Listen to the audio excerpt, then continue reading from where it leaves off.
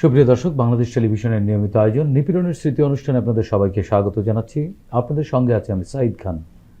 ২৬ বছরের তরতাজা যুবক মেহেদী আলম হাসিনার পুলিশের গুলিতে ২৪ সালে হয়ে গেছেন পঙ্গু।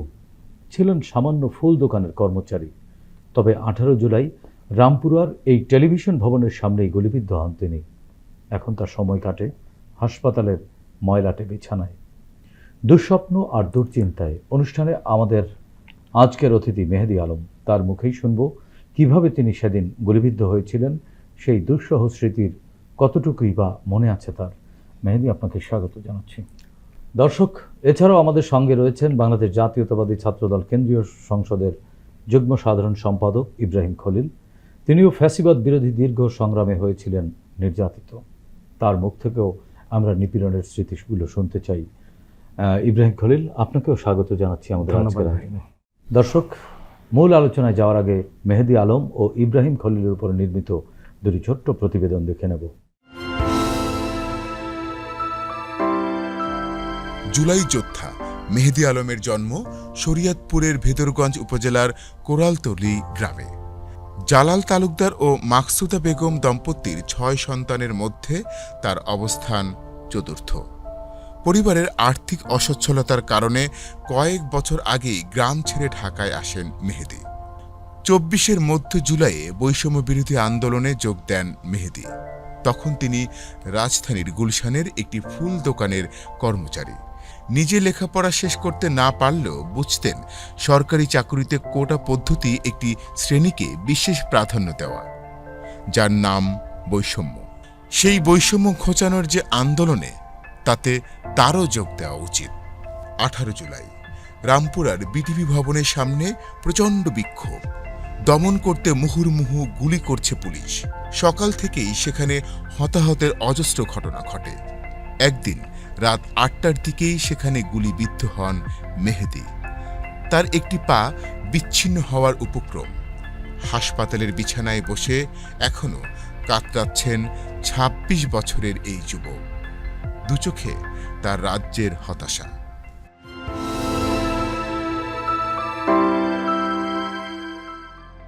জাতীয়তাবাদী ছাত্রদল কেন্দ্রীয় কমিটির যুগ্ম সাধারণ সম্পাদক ইব্রাহিম খলিল ঢাকা বিশ্ববিদ্যালয়ের সার্জেন্ট জহুরুল হক হলে ছাত্রদলের গুরুত্বপূর্ণ পদে দায়িত্ব পালনের পাশাপাশি ছিলেন রাজপথের আন্দোলন সংগ্রামের নিয়মিত মুখ। বিএনপির দীর্ঘ ফ্যাসিবাদ বিরোধী আন্দোলনে তিনি সক্রিয় ছিলেন প্রতিবাদ প্রতিরোধে, যে কারণে অসংখ্যবার নির্যাতনের মুখে পড়েছেন তিনি। সর্বশেষ ২৪ ফ্যাসিবাদ বিরোধী আন্দোলনেও তার ছিল গুরুত্বপূর্ণ ভূমিকা। দর্শক, প্রতিবেদন দুটি দেখলাম, এবার তাদের মুখ থেকেই শুনব তাদের নিপীড়নের সেই সব দুঃসহ স্মৃতি। মেহেদী, ১৮ জুলাই বিটিভি ভবনের সামনে আন্দোলনে ছিলেন না পথচারী হিসেবে এসেছিলেন? কি ঘটেছিল সেই দিন? ১৮ জুলাই সকাল থেকেই মোটামুটি ইন্টারনেট বন্ধ বা বিভিন্ন টেলিভিশনে খবর দেখতে পারতেছিলাম না। ৫টা পর্যন্ত ডিউটিতে ছিলাম গুলশানাকে ফুলের দোকানে চাকরি করতে। তারপর যখন হঠাৎ সব দিকে কালো ধোয়া, অন্ধকার হয়ে গেল, মানে আতঙ্ক সৃষ্টি হয়ে গেলো একটা। হঠাৎ দোকান বন্ধ করে দিলাম। ঠিক ৫টার দিকেই আমি যখন লিঙ্ক রোডে আসি, তখন দেখলাম আমি সব ভাই ব্রাদার পুরো আপনার কুড়ি বিশ্ব থেকে রামপুরা পর্যন্ত পুরোটা ব্যারিকেড দেওয়া। হ্যাঁ, তখন অনেকে বলতেছে ভাই সারাদিন অনেক কিছু হয়েছে, মানে যত যা হয়েছে অনেকে বলতেছে, মানে শুনে অনেক খারাপ লাগতেছিল। তো কেউ বলতেছে ভাই সারাদিন আসলে আমরা ছিলাম, তো আপনারা থাকলে ভালো হয়, আমরা হয়তো রেস্ট নিই বা কালকে সকালে আমরা যোগ দিব, আপনারা তো থাকেন। যেহেতু আমি মার্কেট লাইনে চাকরি করি, তো আমার কিছু ফ্রেন্ড আছে, সবাই ছিল ওই জায়গায়। তো বলতেছে আসলে কালকে যে পরিস্থিতি হবে আসলে মনে হয় না যে মার্কেট খুলবে বা কেউ রাস্তায় বেরোতে পারবো। আজকে রাতে আমরা যদি ওদের সাথে যোগ দিতে পারি হয়তো আর ভালো লাগবে আর কি। তো ৬টা পর্যন্ত প্রায় আমি লিঙ্ক রোডে ছিলাম, সন্ধ্যা ৬টা পর্যন্ত। পরে দেখলাম যে কালো ধোয়া উঠতেছে। তো এত পরিমাণ ধোয়া যে কোথা থেকে আসতেছে সেটা আমরা কি আসলে বুঝতে পারছিলাম কেউ কোথা থেকে আসছে। পরে একবার কুড়ি বিশ্বের দিকে যাই, আবার এদিকে আসি রামপুরা দিকে, মানে খুঁজে পাচ্ছিলাম কোথা থেকে ধোঁয়াগুলো আসতেছে। পরে কয়েকটা ভাইব্রা আছে, চলে বাসায় চলে যাই। পরে বলছে না তোরা যা, আমরা কয়েকদিন থাকবো আর কি। বাসা তো পাড্ডা, জি লিঙ্ক আদর্শনগর বাসা। তো কয়েকজন ছিল, কয়েকজন চলে গেছে আর কি। পরে হঠাৎ করে বাড়ি থেকে ফোন আসে ছোটো বোনে যে ঢাকা তো অবস্থা খুব খারাপ, তো কই? আমি বলছি আসি বাড্ডার দিয়ে আর কি, হ্যাঁ সমস্যা হবে না। তো ফোনটা কেটে যাওয়ার পরে 7টার দিকে আমি যখন রামপুরা পর্যন্ত আসি, তখন যে টিভি ভবনে আগুন ধরতেছে, তখন বাড্ডা থেকে এক ভাই পানি, কলা, রুটি, বিস্কিট রিক্সা দিয়ে আসতেছিল, বলছে এগুলো সবার একটু যে যেমনি পারো দাও। তো মোটামুটি 7টা 7:30 পর্যন্ত এগুলোই ছিলাম। তো বিটিভি ভবনের সামনে দেখি যে কিছু লোক দাঁড়ানো আর কি, পুরো ভিতরে ঢুকলাম, খুবই ভয়ানক অবস্থার ভিতরে, বিটিভির ভিতরে। ভিতরে। তো কয়েকজন ভাই বোনেরা পরামর্শ দিল যে আসলে থাকার রিস্ক, কারণ এখানে হয়তো বা বাসে আগুন বা বিভিন্ন গাড়িতে আগুন এগুলো সিলিন্ডার বাস্ট হতে পারে, ক্ষয়ক্ষতির সম্ভাবনা থাকতে পারে আর কি। তো আমরা সবাই দায়িত্বে সবাই নিয়ে বিয়ে করে দিয়েছি আমরা। দেখে গেট প্রায় একটা সুতা বাঁধিয়েছিলাম, যে ডিশের তার বেঁধে দিয়েছিলাম যে ভিতরকে না ঢুকতে পারে। প্রায় 7:30 ওভার হয়ে গেছে। ঠিক কয়েক মিনিট পরে দেখি গুলির শব্দ। তখন আসলে আমরা হতাশ যে আসলে বিকেলতে কিছু হয় নাই, সকাল যা হয়েছে এই শব্দগুলো কোথা থেকে আসতেছে।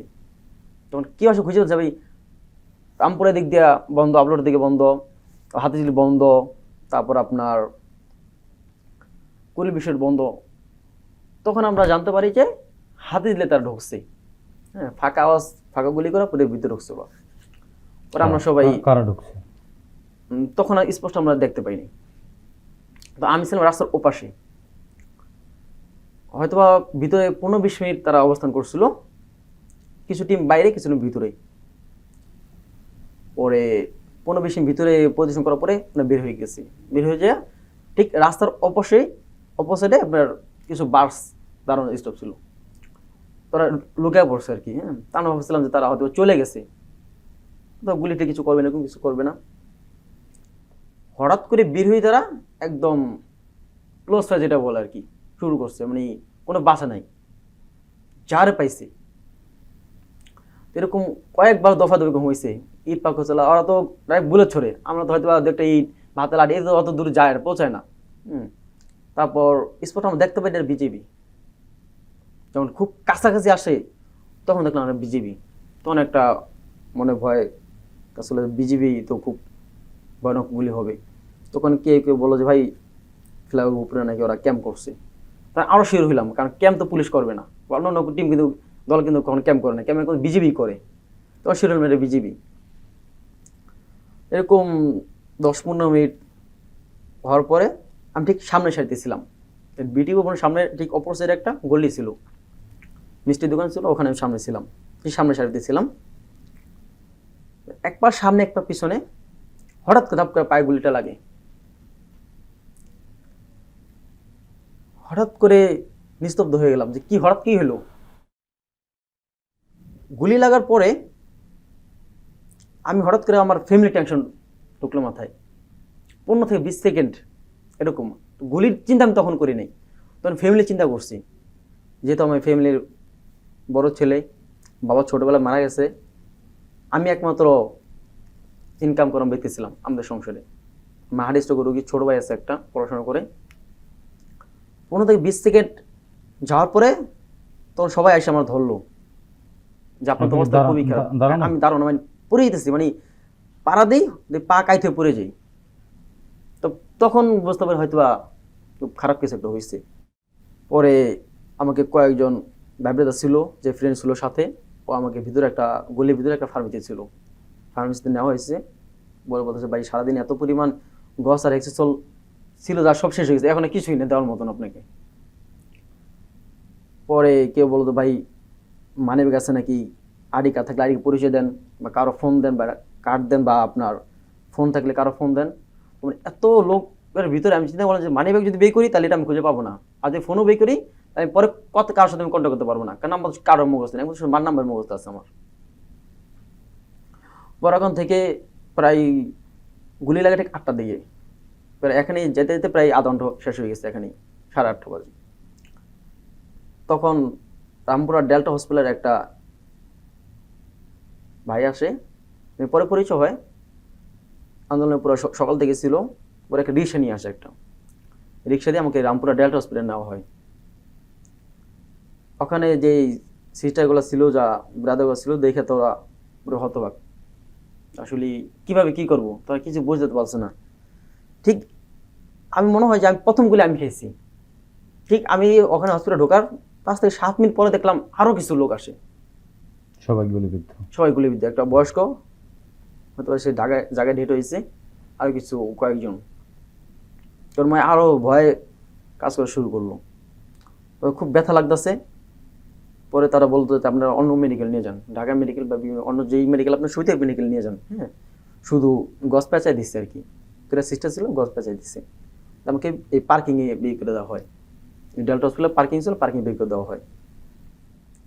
ওটা ফ্রেন্ডে পাঠাইছি যে একটা রিক্সা বা কিছু একটা নিয়ে অ্যাম্বুলেন্স, কিন্তু ওই অবস্থাতে কিছুই পাওয়া যায় না। যে রিক্সা আমাকে দেখেছে ও দিয়েই চলে গেছে। পরে আধা ঘন্টা, 1 ঘন্টার বেশি ওভার হয়ে গেছে, কিন্তু আসে না। আমি ভয় পাই যাই, কোকে ফালা চলে গেল আমারে। ওর হঠাৎ করে পকেটে ফোন পে করছি, আমার দোকানে একটা ভাই ছিল, ওকে ফোন দিয়েছি, আমি পায়ে একটু ব্যথা পাইছি, তো ঢাকা মেরে যাইতেছি, তোর একটু আস পারলে। বলতেছে ঠিক আছে, দেখি তাহলে ঢাকা যেতে পারি কিনা। 10 মিনিট পরে ফোন দিয়েছে যে এত পরিমাণ কালো ধোঁয়া, কিছুই দেখা যায় না। আমার মামা ছিল আর দোকানে 2 জন স্টাফ ছিল, ওরা লিঙ্ক পর্যন্ত আসছে, তা রাস্তাটা ক্লোজ করতে পারেনি, এত পরিমাণ ধোঁয়া আর পুলিশের বুলেট বা যে ছিল। পরে ওখান থেকে একটা রিক্সা ধরে নিয়ে আসে প্রায় 1 থেকে 1.5 ঘন্টা পরে। একটা মুরব্বী বয়স্ক, উনি ভয় পাইতেছে, যাওয়ার জন্য রাজি হইতেছে না। তারপরে আমাকে রিক্সা করে নেওয়া হলো, ঢাকা মেডিকেল উদ্দেশ্যে রওনা দিচ্ছে। পরে ঠিক আবুল হোটেলের যাওয়ার আগে একটা মেডিকেল আছে আর বাম সাইডে, স্পষ্ট মনে নেই মেডিকেলটা, দেখি 2-3টা রোগী উঠাইতেছে অ্যাম্বুলেন্সে। পরে আমি ফ্রেন্ড বললাম যে জিজ্ঞাসা কর এই অ্যাম্বুলেন্স কোথায় যাবে। তো নাম বললো যে এটা ঢাকা মেডিকেল যাবে। বললাম যে আমার নিয়ে চল পিছনে ব্যাগে। প্রায় 10-12 দূরে চলে গেছে রিক্সা। তো বললো ভাই সিট তো নাই, 2টা রুগী আছে, সকালে যারা গুলিবিদ্ধ হয়েছিল আইসিইউতে ছিল, এখন তারা অন্য ঢাকা মেডিকেলে চলতেছে। পরে আমাকে ভাই আমি যেমন একটু ছোট্ট একটু বসার জায়গা দিলে হবে, আমার সিটও দরকার নেই বলতেছে। অনেক রিকোয়েস্ট করার পরে আমাকে অ্যাম্বুলেন্স উঠানো হলো। পরে আমি বলছিলাম যে রিক্সা ভাড়া দেওয়ার জন্য, কিন্তু হয়তো দিচ্ছে না কিটা আসলে মনে নেই। পরে অ্যাম্বুলেন্সে আমি যখন উঠলাম, তখন আমি বললাম যে আপনি সোজা রাস্তা যান। ভাই সোজা রাস্তা যাওয়াই যাবে না, অবস্থা খুবই খারাপ। তখন মগ বাজে ঘুরে যান, তখন দেখলাম যে আরো অবস্থা খুবই তখন ভয়ানক ছিল। তখন আস্তে আস্তে বুঝতে পারলাম যে এরপর থেকেই খারাপ অবস্থা শুরু হলো রাস্তার। 1 ঘন্টা লাগছে প্রায় ঢাকা মেলে পৌঁছতে। এখন ওদের সাথে অ্যারেন্ডেজ আছে বা ভাই ব্রাদার আছে, তারা নামাইতেছে সিটি করে, কিন্তু আমার তো ও একা, আমার তো কেউ না, আমার তো কেউ পারে না। আমার তো রক্ত পড়তেছে দিক দিয়ে। পরে আমি এখন কয়েকজন ভিডিও করতেছি আইসা অ্যাম্বুলেন্সের ভিতরে। পরে খুব খারাপ লাগতেছিল তখন। বিভিন্ন মানে তারা বোঝার চেষ্টা করি আমাকে নিয়ে জানেন ভিতরে, ইমার্জেন্সির ভিতরে ভিডিও করা দরকার কি। পরে কয়েকজন হেল্প করছে। পরে নিয়ে যাওয়ার পরে তখন বাজে 11টা ওভার হয়ে গেছে, রাত 11টা ওভার হয়ে গেছে। আমি যাওয়ার ঠিক পরপরই একটা পুলিশ আসে ওখানে, যে গুলিবিদ্ধ হয়েছে বা আহত হয়েছে, যে কোনো আহত হয়েছে, কিন্তু সবাই ওনারা ব্যস্ত। এরকমভাবে টিম ফোর্স নিয়ে গেছে ওখানে, বাইরে কোনো রুগী দেখার সুযোগ নেই কোনো। ইমার্জেন্সিতে ছোট্ট একটা জায়গা, প্রথম প্রায় 30-40টা পুলিশ, বিভিন্ন ধরনের কথাবার্তা, ওদের মানে অন্য রুগী দেখার কোনো সুযোগ নেই। আমাকে বলে আপনি একটা এক্সরে করেন। তা বলতেছে এক্সরে করবো, তা একটা ট্রলিতে ব্যবস্থা করতে হবে। তা ফ্রেন্ডে পারলাম ট্রলি, আমি যত টাকা লাগে ট্রলি নিয়ে, ট্রলি ব্যবস্থা করতে পারে নাই। তখন ওই পুলিশ ওখান থেকে বের হয়ে যায়। বলে আমি যে আমাকে মেরে ফেলবে ওরা, আমি অন্য মেডিকেলের ট্রিটমেন্ট নিবো, নিজের টাকা এভার কেয়ার বা বিভিন্ন মেডিকেল ট্রিটমেন্ট নিবো, নিজের টাকা খরচ করে। উনি চলে যায়। পরে আস্তে আস্তে স্বাভাবিক হয়। পরে ওখান থেকে আমার যখন খবর পায় ছোটো ভাই, তো ছোটো ভাইয়ের সাথে সাথে উত্তরা থেকে চলে আসে রাইডে। এক্সরে করার পরে দেখে পা অবস্থা খুবই খারাপ। পরে ভিতরে ইমার্জেন্সিতে নেওয়া হইলো অপারেশন রুমে। ওখানে যে ওরা ড্রেসিং করতেছে আর বলতেছে যে এই পা কীরকম দেখা যায়, এই পা 10 থেকে 12 লাখ টাকা লাগবে ট্রিটমেন্ট করতে, টিকবে কিনা, কী করতে গেছিলেন, বিভিন্ন ধরনের কথা বলতেছে। মানে এত খারাপ লাগতেছিল তখন। প্রায় আপনার হ্যাকচিসল আর স্যালাইন দিয়ে ডাইরেক্ট ঘষতেছে। তখন আমার গ্যাপটা ছিল টোটাল 6 ইঞ্চি। বুলেটটা এক সাইড দিয়ে ঢুকে, এক সাইড দিয়ে 6 ইঞ্চি বুলেট বের হয়ে গেছে। পরে আমি তো চিখের মতো যে কাঁদতেছি, বিভিন্ন কথা বলতেছি। তারা তো বিভিন্ন ধরনের আমার কথা বলতেছে আমাকে, মানে অনেক খারাপ লাগতেছে তখন নিজেকে। এরপরে কি ঢাকা মেডিকেলে ভর্তি ছিলেন? এরপরে আমাকে বলে আপনি অন্য কোনো মেডিকেল নিয়ে যান। হ্যাঁ, তখন আমি ছোট ভাই বলে যে কই না যায়, বলে উত্তরে একটা মানে মেডিকেল আছে বা অন্য মেডিকেল আছে, সব জায়গায় কথা বলে কোনো জায়গায় আসলেই। তারপর দিন ছিল শুক্রবার, তখন ও একটা প্ল্যান করে বলে যে আমরা অ্যাম্বুলেন্স নিয়ে পঙ্গু মেডিকেল চলে যাই। ও ওখান থেকে আমার এই পঙ্গু মেডিকেল নেওয়া হয় রাতে প্রায় 2টা বাজে তখন। সেই থেকেই পঙ্গুতে ওখান থেকে সাথে সাথে অ্যাম্বুলেন্সে আমার সাথে বাড়ির খরচের জন্য টাকা পাঠাতাম, প্রায় 5,500 টাকার মতো ছিল মানি ব্যাগে, বাড়ির খরচ 4,000 টাকা পাঠাইতাম, ওই টাকাই ছিল মানি ব্যাগে পকেটে। তা বলছিলাম মানি ব্যাগে টাকা আছে তো অ্যাম্বুলেন্স ভাড়া করো, ওরা 2,000 টাকা দিয়ে অ্যাম্বুলেন্স ভাড়া করা হয়েছে পঙ্গু হসপিটালে। ওখান থেকে রাত্রে যখন গেছি তখন ডাক্তার দেখে বলতেছে অবস্থা খুবই খারাপ, অপারেশন লাগবে। তখন বলে ব্লাড কিনে আনেন। তো ব্লাড তখন ভাবছি কটা, জীবনে কখনো কিনি নেই ব্লাড, বলতেছে 3200 টাকা নিবে একটা। তো 3200 যা টাকা ছিল 3200 দিয়ে একটা ব্লাড কিনে ব্লাড দিই। তখন থেকে আমি সিরিয়াল দাঁড়াইছি 2টার থেকে, তারপরের দিন সকাল 10টার দিকে আমি যা সিরিয়াল পেয়েছি অপারেশনে। পরে 8টার দিকে আমার বোন শরীরপুর থেকে আমার কাছে চলে আসে, অনেক কষ্ট করে চলে আসে। রাইট, বিভিন্ন একটা মেয়ে মানুষ দেখা আসা অনেক কষ্ট, জীবনে কখনো একা আসেনি। পরে যখন আমাকে অপারেশনের ভিতরে ঢোকানো হলো, পরে আমি ডাক্তার বললো যে আসলে আপনি তো গুলিবিদ্যা আমরা জানতাম না, বাইরে কাউকে ইনফর্ম করেন, তাহলে সবার আগে আপনার অপারেশন করতাম। ডক্টরটা খুবই ভালো ছিল। পরে দেখা তারা পা কাটতে ফেলাবে বা বিভিন্ন কোনো কিচ্ছু বলে নাই, আমাকে আরো সাহস দিছে, আমাকে যেভাবে একটা ডাক্তার সাহস গার্জিয়ান হিসেবে একজন দরকার পঙ্গু হাসপাতালে হ্যাঁ ডাক্তার। এখনো তো ওই একই জায়গায় ট্রিটমেন্ট করছেন। আপনার কাছ থেকে শুনবো ইব্রাহিম খলিল, আপনি আসলে কোন জায়গা থেকে শুরু করবেন? লড়াই সংগ্রাম তো অনেক বছর করলেন। আমরা যে গল্পটা বলবো, আমার সাথে আমাদের সহযোদ্ধা হাজারো লাখো গল্প একসাথে মিলে যাবে। আমাদের এই গল্প দীর্ঘ সংগ্রামের গল্প। লাস্ট যেটা হচ্ছে, আমি 3বার ইনজুর্ড হই, মেজর ইনজুর্ড হই। ফ্যাসিবাদ বিরোধী শেখ হাসিনা বিরুদ্ধে আন্দোলন সংগ্রাম করতে গিয়ে আমি গণতন্ত্রের প্রতিষ্ঠা করার জন্য আমি 3বার মেজর ইনজুর্ড হই। সেই মেজর ইনজুরির মধ্যে আমি হচ্ছে 2017 সালের 2 নভেম্বর হচ্ছে আমি ঢাকা বিশ্ববিদ্যালয়ের শাহবাগে, আমরা তখন ক্যাম্পাসে আমাদের সহ অবস্থান ছিল না, আমি শাহবাগে আমাদের দেশনেত্রী বেগম খালেদা জিয়াকে হচ্ছে ফেনীতে হচ্ছে উনি যখন যে রোহিঙ্গাদেরকে দেখতে গিয়েছিলেন, পরিদর্শন করতে গিয়েছিলেন, তখন হচ্ছে ওখান থেকে ফেরার পথে হচ্ছে ফেনীতে আওয়ামী লীগের নেতাদের দ্বারা ওনার গাড়ি ভরা হামলা করা হয়। আমরা তখন শুনছিলাম যে উনি মারাত্মকভাবে আঘাত পেয়েছেন। তো তাৎক্ষণিক আমরা মিছিল করি, আমরা শাহবাগে আপনার ঢাকা ক্লাবের উল্টা পাশে মিছিলটা শেষ করার পরে আমরা হচ্ছে মিছিলটা শেষ করে আমরা রাস্তা ক্রস করে পাবলিক বাসে উঠবো। এই সময় হচ্ছে আমাদেরকে হচ্ছে হঠাৎ এখন আমাদের বর্তমান ছাত্রদলের রানিং সাধারণ সম্পাদক নাসিরউদ্দিন নাসির এবং আমার এক বন্ধু শহীদুল হল ছাত্রদলের যুগ্ম আহ্বায়ক ছিল মাহবুব, আমরা 3জন হেঁটে যাচ্ছিলাম। আমি নাসির ভাইয়ের পিছনে, আমার পিছনে আমার বন্ধু মাহবুব। প্রথমে হচ্ছে আমার সামনে হচ্ছে 2জন নাসির ভাইকে আটকে ফেললো, দেন হচ্ছে আমাকে ধরলো, এরপরে মাহবুবকে। মানে এরা হচ্ছে আমাদের মিছিলটা অবজারভেশন করার পরে আমরা যখন স্ক্যাটার্ড হয়ে গিয়েছিলাম, ধরলো এটা হচ্ছে শাহবাগের লোকাল মানে ছাত্রলীগ এবং যুবলীগ। ওই দিন ধরার পরে আমাদের হচ্ছে শাহবাগে আপনি দেখবেন যে হচ্ছে বারডেম এবং শাহবাগ ফুল মার্কেট বরাবর একটা ওভারব্রিজ আছে, ওভারব্রিজের ওই পাশে হচ্ছে ওদের ফুল দোকানে, ওই ফুল দোকানের ভিতরে আমাদেরকে নিয়ে যায় এবং হচ্ছে মর্মান্তকভাবে মানে অমানবিক নির্যাতন চালায়।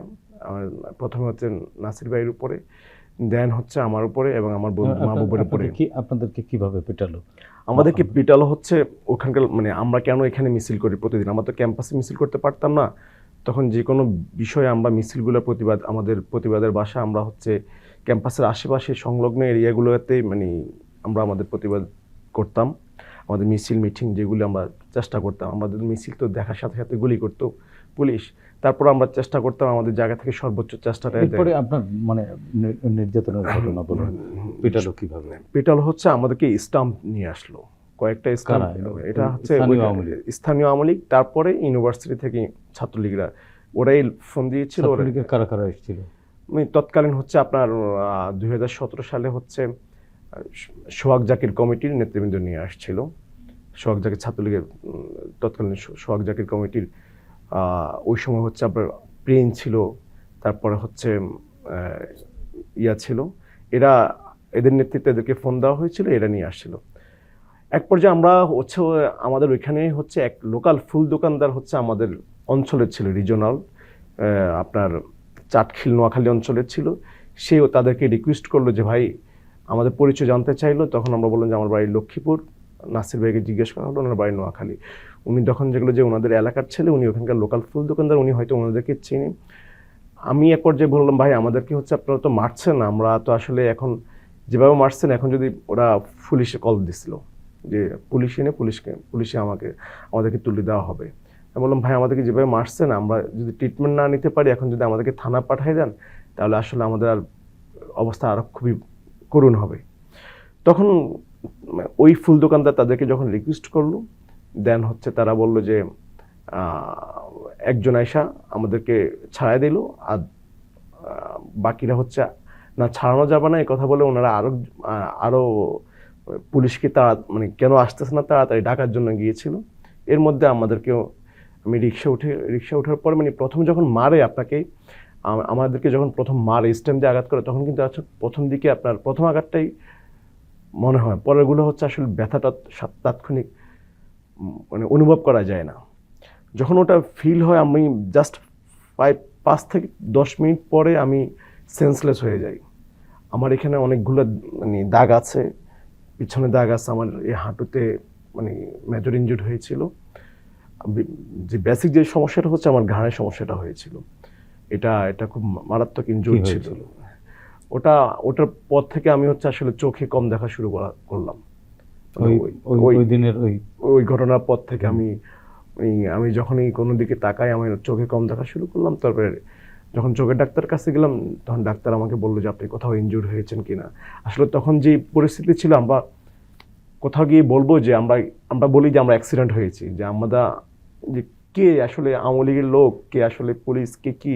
আমাদেরকে ঢাকা মেডিকেলে গিয়েছিলাম, আমাদের আশেপাশে আমাদের কিছু সহযোদ্ধা আসলে আমাদেরকে মারতেছিল, 2-1 ছিলেন, তারা আসলে সাহস করে আর আসতে পারে নাই যে আমাদেরকে উদ্ধার করে নিয়ে যাবে, পরিবেশ ছিল না। মানে ওরা আসলে ওদেরকে মারা হইতো, 2-1 ছিল। তারপরে ওরা যখন আমরা যখন জাস্ট আমাদেরকে রেখে চলে যায়, তখন ওরা 2 জন এসে আমাদেরকে রিক্সা করে তুলে ঢাকা মেডিকেল নিয়ে যায়। ঢাকা মেডিকেল নিয়েও আমরা ট্রিটমেন্ট দিতে পারি নাই, সাথে সাথে পুলিশ চলে আসে অ্যারেস্ট করার জন্য। পরে আমরা ওখান থেকে আমাদের প্রাইভেট একটা ক্লিনিকে নিয়ে যাই। এটা হচ্ছে 2017 সালের ঘটনা। এর পরবর্তীতে 2018 সালের রাতের ভোটের ইলেকশন, যে এক করুণ দৃশ্য, আমাদের দেশের গণতন্ত্রের যে শেষ প্যারাকটা ওই রাতের ভোটের ইলেকশনের মাধ্যমে দিয়ে দেওয়া হয়। এরপরে হচ্ছে 2022 সালে আমাদের মানে ডাকসু হয়, 19 সালে ডাকসু ইলেকশনের পরবর্তীতে আপনার কোভিডের সময় তৎকালীন সরকার বা বিশ্ববিদ্যালয়ের প্রশাসন হচ্ছে একটা হচ্ছে আমাদের ক্যাম্পাসে সহাবস্থানের রাজনীতি করতে দেশ। সাময়িক সহাবস্থান, এটা আসলে এটা সীমিত মানে সহাবস্থান যেটাকে বলা হয় আর কি। মানে ফুললি আমাদের কোনো সুযোগ, আমাদের কোনো ছেলে হলে থাকতে পারি না, আমাদের কোনো স্টুডেন্ট আমরা হলে থাকতে পারি না। 2022 সালে আমাদের ছাত্রদলের নতুন কমিটি হয়। নতুন কমিটি হওয়ার পরে আমাদের দেশনেত্রী বেগম খালেদা জিয়াকে নিয়ে মানে ছাত্রলীগের লোকজন খুবই মানে কটূক্তিমূলক কথাবার্তা বলা হয়। এর প্রতিবাদে আমরা হচ্ছে পরের দিন ক্যাম্পাসে যাচ্ছিলাম। তো আগের দিন আমাদেরকে হচ্ছে 2022 সালের 24শে মে অনেক নেতাকর্মী আহত হয়েছে, সাথে আমি খুব মারাত্মকভাবে আহত হই। আমার এই জায়গাটাতে আমি পড়ে যাই এবং পড়া অবস্থায় আমাকে মানে মারা ইনজুর্ড হয় ছাত্রলীগের লোকজন। এবং আপনার এই ভিডিও ফুটেজগুলো এখনো আছে। পরে আমরা হসপিটালে আমাকে না হয়, হসপিটালে আমাদেরকে ডিবি রেট দেয়, ওই হসপিটালে আমরা ট্রিটমেন্ট নিতে পারি না। পরে আরেকটা হসপিটালে আমরা যাওয়া হয়। কোন হসপিটালে গিয়েছিলেন? আমরা প্রথমে গিয়েছিলাম ঢাকা মেডিকেলে, ওখান থেকে আমাদেরকে পুলিশ রেট দেয়। দেন আমরা এসেছিলাম ইসলামী ব্যাংক হসপিটাল, ওখানে ডিবি রেট দেয়, ইসলামী ব্যাংক হসপিটাল থেকে পারি নাই। দেন হচ্ছে আমরা বাসব একটা মেডিকেলে আমরা ট্রিটমেন্ট নিয়েছিলাম। ওই দিন আমরা আমাদের ছাত্রদলের সিনিয়র ভাইস প্রেসিডেন্ট, সাংগঠনিক সম্পাদক, আমরা প্রায় 9 জন আমরা ওখানে, আমি টানা 11 দিন হসপিটালে এসেছিলাম। এর পরের ঘটনা আমরা শুনবো আবার ইব্রাহিম খলিল। আমরা একটু মেহেদী আলমের কাছ থেকে শুনে আসি। মেহেদী আলম, এরপরে অপারেশন হয়ে গেল। অপারেশন রুমে ডাক্তার এক্সরে করার পরে দেখতেছে আসলে 6 ইঞ্চি হাড্ডি আর রক মাংস নিয়ে উড়ে গেছে বুলেট। তা বলছে খুবই অবস্থা খারাপ।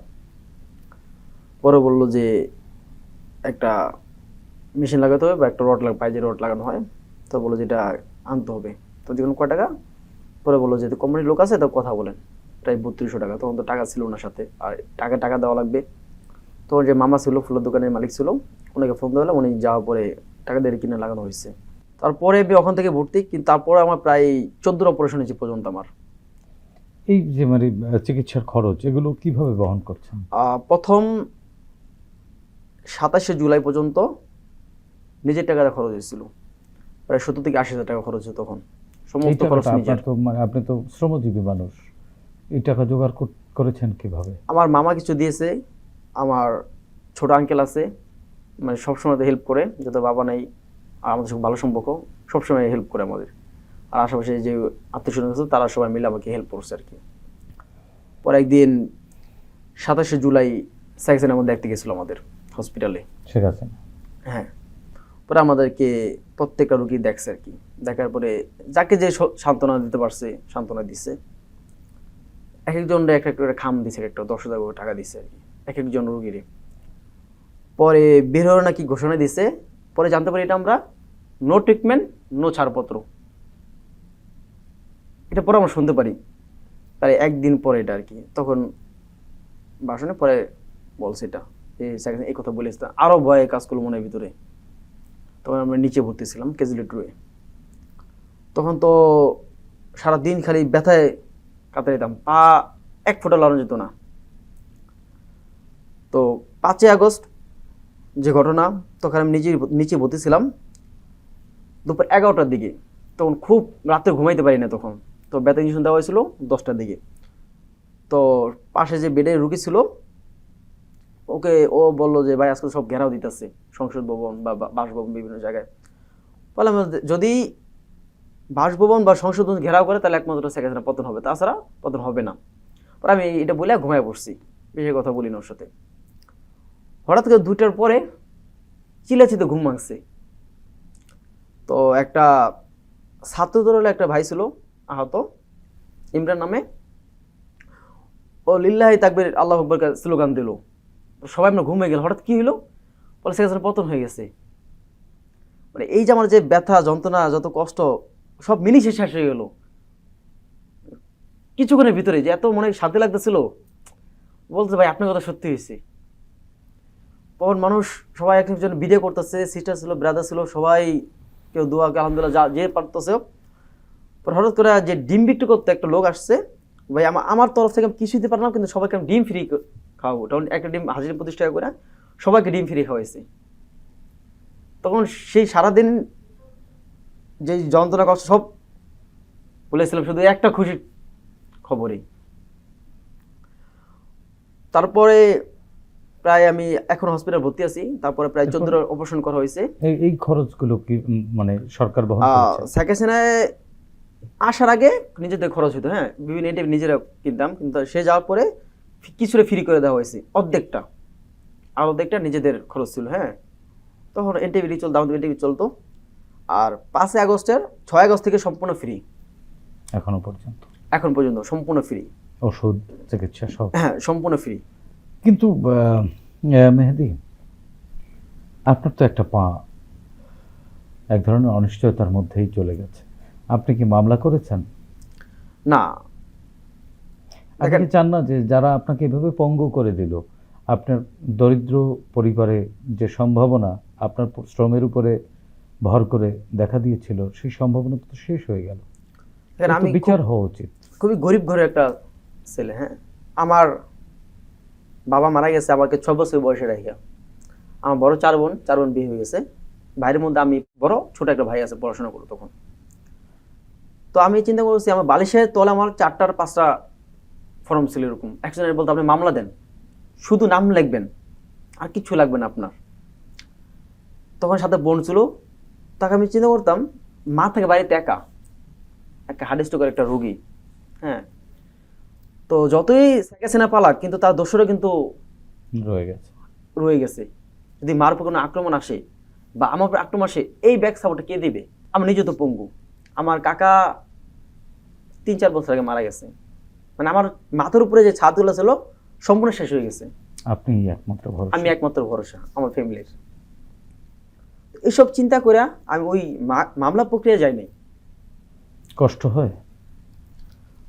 কালকে যখন আমাকে বলা হয়েছে যে আপনাকে বিটিভি একটা ইন্টারভিউ আছে, ওখানে যাবেন, তখন আমি একটা রাত্রে 12টার পরে আমি ফোন অফ করে ঘুমানোর চেষ্টা করছিলাম। কিন্তু যখন আমি ভাবলাম যে সে যায় কি বলবো, যখন এই কথাগুলো মনে আসে, বিশ্বাস করেন আমি 6টা পর্যন্ত রাত্রে ঘুমাইতে পারিনি। সকাল 6টা পর্যন্ত সারা ছটফট করছি আমি, সে কি বলবো। এই কথাগুলো যখন মনে হয় নিজেকে আটকানোর মতন অবস্থা হয়।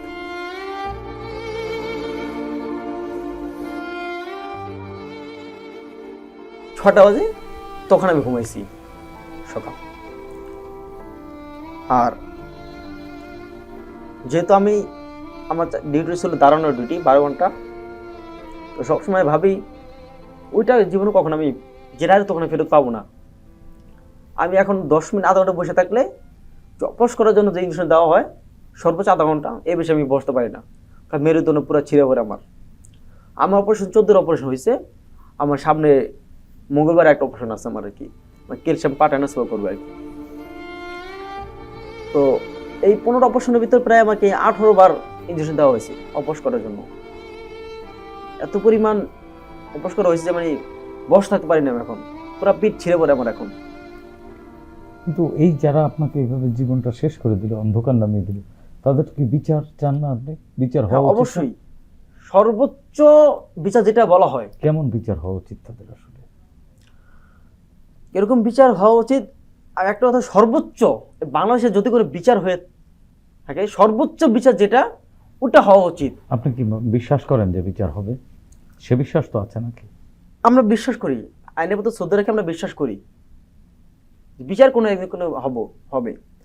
যদি এই দুনিয়া যদি না হয়, আখিরাত অন্তত হবে, এটা আমরা বিশ্বাস করি। অন্তত আমরা প্রায় হসপিটালে 120 জন ছিলাম, এখন কিছু কমছে 100 জন ট্রিটমেন্ট। কোনো না কোনো ক্ষত হয়েছে, কারো হাত, কারো পা। কিন্তু এই হৃদয়ের ক্ষত মুছবেন কিভাবে? আসলে এটা মোছার মতন ক্ষমতা দেবো কোনদিন আল্লাহ আমাকে দিবে কিনা, অবশ্যই সেটা জানি না। 18 জুলাই সকাল 6টা দিয়ে মা ফোন দিয়েছে আমাকে।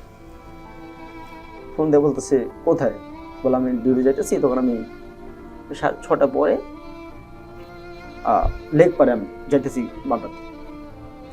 তো বলো যে খুব খারাপ স্বপ্ন দেখছি, সাবধান থাকিস। সে মায়ের খারাপ স্বপ্নই সত্যি হল। মেহেদী, দেশবাসীর প্রতি বা সরকারের প্রতি কোনো কিছু বলার আছে? কিছু বলতে চান যে কষ্টটা বলতে পারছেন না বা বলা হয়নি?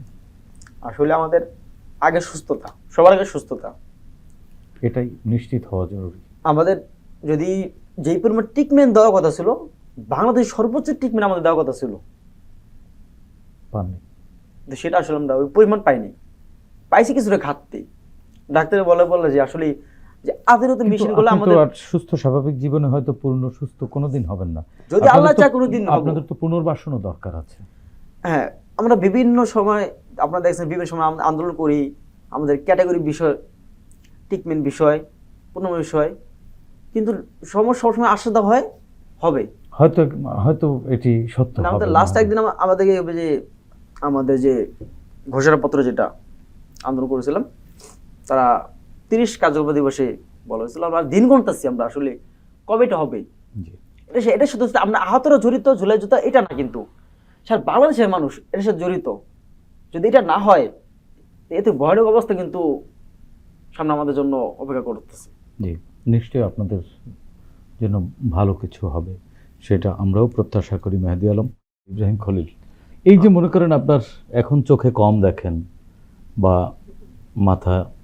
মাথার একটা সাইড ঝিমঝিম করে, ফ্যাসিবাদ বিরোধী আন্দোলন করতে গিয়ে আসলে যে কথা বলেছেন, আমার বিপরীত পাশে যে আমার আহত ভাই, সেই ইমরানের সচক্ষু কান্না আমি দেখেছি।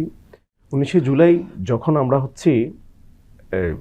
প্রেস ক্লাব এবং শাহবাগে আমরা আন্দোলন করছিলাম, এর মধ্যে হচ্ছে আমরা পল্টন টাওয়ারের সামনে বিজয়নগর এবং পানির ট্যাঙ্কি এই এরিয়াতে আমরা পুলিশের সাথে ধাওয়া পাল্টা দেওয়া করছিলাম। হঠাৎ করে হচ্ছে পুলিশ আমাদেরকে দুই দিক থেকে ঘিরে, মানে আপনার পল্টনের আকটাম টাওয়ারটা তো চেনেন, আকটাম টাওয়ারটার পাশ থেকে পুলিশ এবং শাওন টাওয়ারটার এই পাশ থেকে ঘিরে আমাদের দুই দিক থেকে ঘিরে পুলিশ আমাদেরকে প্রথমে টিয়ার শেল মারে পুরো এলাকাটা অন্ধকার করে দিল। দেন হচ্ছে রাবার বুলেট, আমাদের রাবার বুলেটটা মারার সাথে সাথে আমরা আসলে বুঝতে পারিনি, মানে আমাদের কারো চোখে লাগতেছে, কারো পায়ে লাগতেছে। আমি আমার অবস্থাটা প্রথম দিকে বুঝিনি যে আমি রাবার বুলেট খেয়েছি, কারণ ওই সময়টা যে পরিস্থিতি ছিল, শটগানের গুলিটা যেটা ছিল, আমি হঠাৎ করে দাঁড়ায় দেখি যে আমরা পুলিশের দিকে যাচ্ছিলাম, মানে পুলিশকে ধাওয়া দিচ্ছিলাম। হঠাৎ করে আমার পাশে আমাদের ঢাকা কলেজ ছাত্রদলের সাধারণ সম্পাদক মিল্লাদ, আমাদের ছোট ভাই, সেইভাবে আমার দাঁড়ায় আছে। দাঁড়ায় থাকার পরে আমি ওকে জড়ায় ধরলাম। জড়ায় ধরার পরে ও আমাকে বলতেছিল, ভাইয়া কি হয়েছে? আমি ওর হাতটা সরাইয়া দেখি যে একদম এই বরাবর এতটুকু একটা গর্ত, ঠিক এই বরাবর। আমার দীর্ঘদিনের সহযোদ্ধা মিল্লাদ, ঢাকা কলেজের। আমি মিল্লাদের এই অবস্থা দেখে আমি খুব ভয় পেয়ে গেছিলাম যে হ্যাঁ এটা কি হলো। আমি কান্না করতেছিলাম চিৎকার করে। সাথে একজন জগন্নাথের এক বাইকওয়ালা ছিল, মাহমুদ নামের একটা ছেলে, ওর বাইক ছিল। ওকে নিয়ে আমি ঢাকা মেডিকেলে, আমি প্রথমে ওকে হচ্ছে কোথায় পাঠাবো, আমি ইসলামী ব্যাংক হসপিটাল পল্টনে পাঠালাম। আমি পাশে এসে দেখি আরেকটা লাশ আমাদের সহযোদ্ধার। সেই জায়গা থেকে আমি লাশটাকে তুলে দিয়ে দেখি আরেক দিক থেকে আমাদের ছাত্রদলের সেক্রেটারি আরেকটা লাশ নিয়ে আসতেছে। এরপরে আমরা সারাদিন যুদ্ধ করলাম। আমরা বাসায় গিয়ে আমি এর মধ্যে দেখি যে আমার এই পাশটা রক্তে ভিজে গেছে ফুল। এখানে হচ্ছে কিছু রক্ত, আমাদের মিল্লাদের কিছু রক্ত হচ্ছে আমার বুকে, কিছু রাবার বুলেট লেগেছিল সেই রক্তগুলো। আমি প্রথমে ভাবছিলাম মিল্লাদের রক্ত। আমি যখন বাসায় গিয়ে দেখলাম যে যেটা, মানে আমরা এক বাসা আটকা পড়লাম 19 জুলাই রাতে, যেদিন কারফিউ দেওয়া হয়। আমি এবং আমাদের অন্যান্য নেতৃবৃন্দ সহ আমরা আটকা পড়লাম। কাকতালীয়ভাবে আমরা পরের দিন ওখানে আমাদের সহযোদ্ধাদেরকে ঢাকা মেডিকেলে পাঠাইতে চাইলাম। আমি তখন বললাম যে ঢাকা মেডিকেলে পাঠানো যাবে না। এরপর আমরা এসে দেখি, আমরা যখন বাসায় খুললাম তখন দেখলাম যে আমি নিজেও গুলিবিদ্ধ। কতগুলো স্প্লিন্টার লেগেছে? আমার বুকে ছিল 6টা, এখানে ছিল 2টা, এক কানে ছিল, আর এই জায়গা ছিল 3টা। মানে এগুলোর মধ্যে 3টা রিমুভ করা হয়েছে, বাকিগুলোর অস্তিত্ব এখন খুঁজে পাচ্ছে না, যেগুলো মাংসের ভিতরে ঢুকে পড়ছে। এই যে মনে করেন আপনাদের মতো স্টুডেন্ট যারা, তাদের জীবনটা তো একেবারে এক ধরনের, জীবনটা তো অনিশ্চয়তার মধ্যে ফেলে দিয়েছে, শিক্ষা জীবন, এবং শারীরিকভাবেও বেশ অসুস্থ এখন, পুরোপুরি সুস্থ কোনোদিন হবেন কিনা বলা যায় না। তো এই যারা করেছে তাদের তো বিচারের মুখোমুখি হওয়া জরুরি। আপনি কি মামলা টামলা করেছেন? আমরা আসলে আমাদের উপরে বিভিন্নভাবে যখন যে নিপীড়নের মামলা হয়েছিল, আমরা সেই মামলাগুলো আমাদের মানে কারা কারা করেছিল আমরা সেগুলো ফাইন্ড আউট করছি। আমরা মামলা করবো, আমরা আনুষ্ঠানিকভাবে এদের বিরুদ্ধে মামলা করব। এদের কেমন বিচার হওয়া উচিত? আমরা চাই বাংলাদেশের এমন বিচার হওয়া উচিত যে বিচারটা হচ্ছে আর কেউ কখনো ফ্যাসিবাদ হয়ে উঠতে পারবে না, এই সাহসটা যেন না করে, এই বিষয়টা যেন কেউ কারোর প্রতি অন্যায় করার সাহস না পায়। এদেরকে এমন দৃষ্টান্তমূলক শাস্তি দেওয়া। ধন্যবাদ ইব্রাহিম খলিল, মেহেদী আলম, আপনাকেও ধন্যবাদ। প্রিয় দর্শক, শেখ হাসিনা সময়ের স্রোতে হারিয়ে যাওয়া এক ঘৃণিত স্বৈরাচারের নাম, যিনি নিজের ক্ষমতাকে দীর্ঘস্থায়ী করতে বিরোধী রাজনৈতিক কর্মীদের উপরে চালিয়েছিলেন নিপীড়ন। তার এই নিপীড়ন পৃথিবীর বহু স্বৈরাচারের রক্ত নদীকে করেছে ম্লান, গড়েছে নির্মমতার নতুন রেকর্ড। ছাত্রদল নেতা ইব্রাহিম খলিল ও কর্মজীবী যুবক মেহেদী আলমের নির্যাতনকারী গোষ্ঠী একটাই, তারা দেশবিরোধী গণহত্যাকারী। আমাদের বিশ্বাস 24 পরবর্তী নতুন বাংলাদেশ গণহত্যাকারী এই গোষ্ঠীটির বিচার অবশ্যই করবে। দর্শক, এই অনুষ্ঠানে চাইলে আপনিও যোগ দিতে পারেন। আমাদের ইমেল নিপীড়নের স্মৃতি.btv@gmail.com পাঠাতে পারেন আপনার সঙ্গে ঘটে যাওয়া যে কোনো নিপীড়নের ঘটনা। আগামীতে বাংলাদেশ টেলিভিশনের মাধ্যমে আমরা সেগুলি তুলে ধরব। সে পর্যন্ত সবাই ভালো থাকুন, সুস্থ থাকুন, বাংলাদেশ টেলিভিশনের সঙ্গেই থাকুন। খোদা হাফেজ।